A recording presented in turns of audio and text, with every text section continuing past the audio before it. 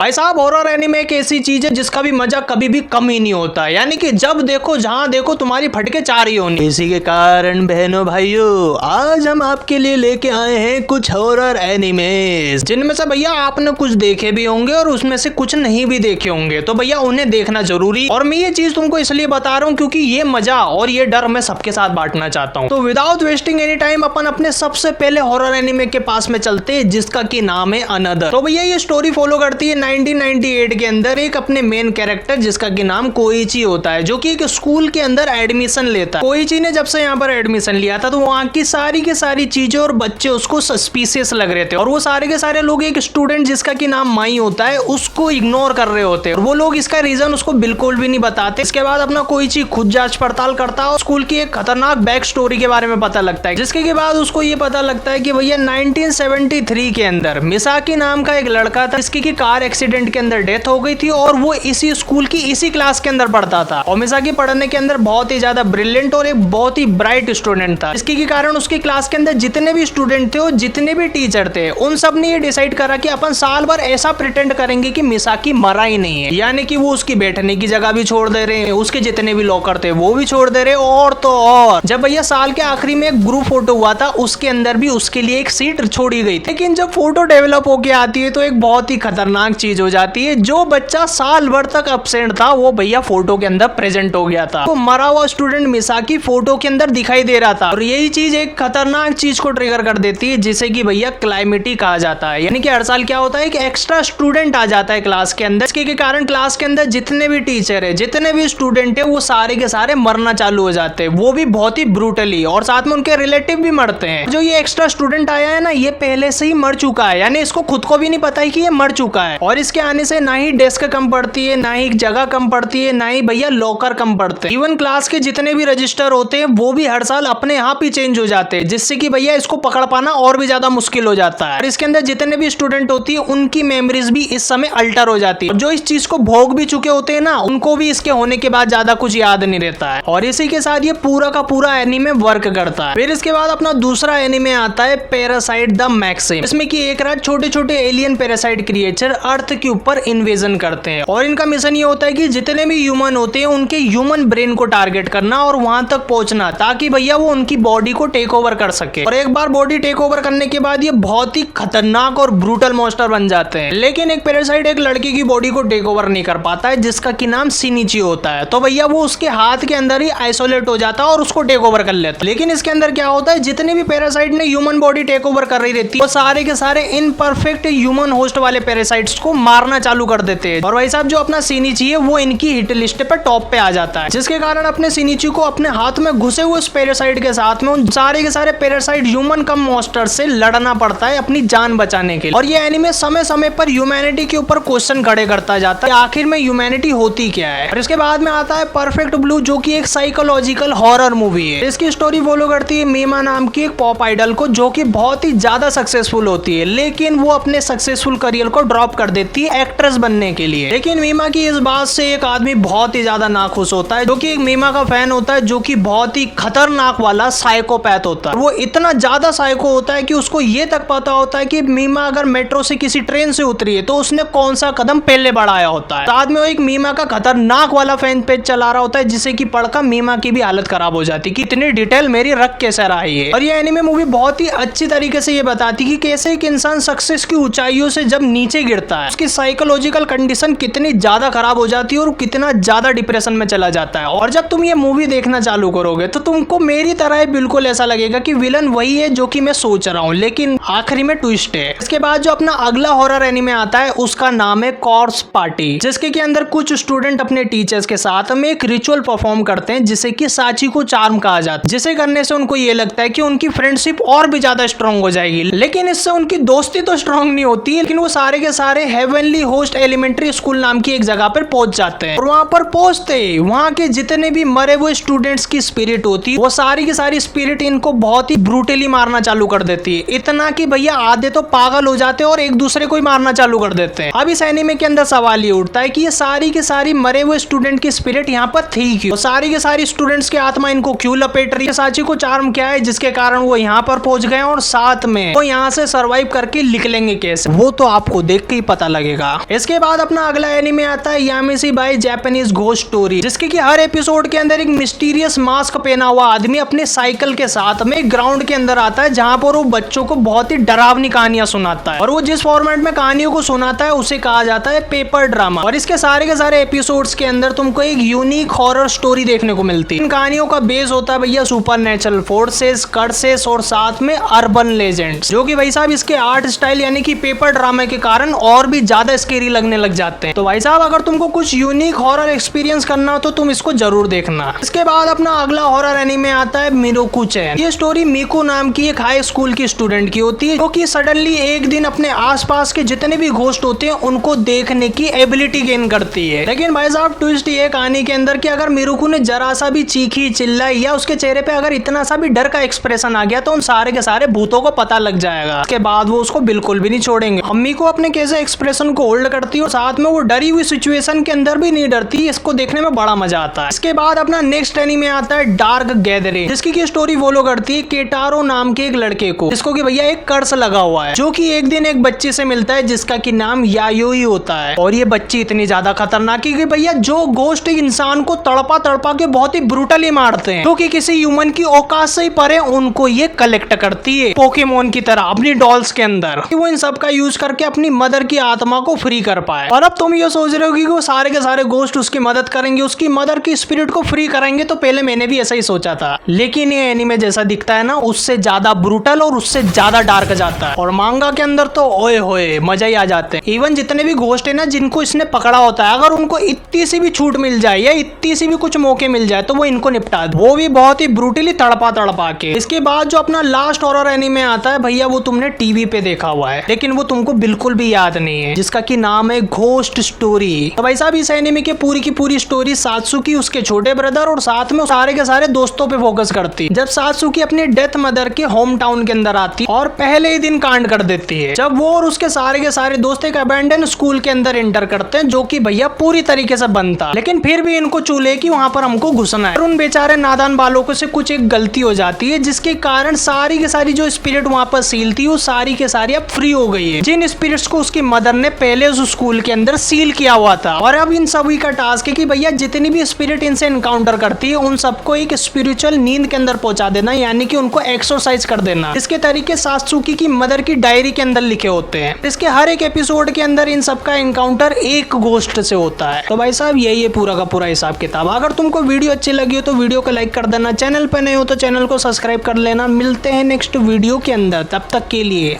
Bye.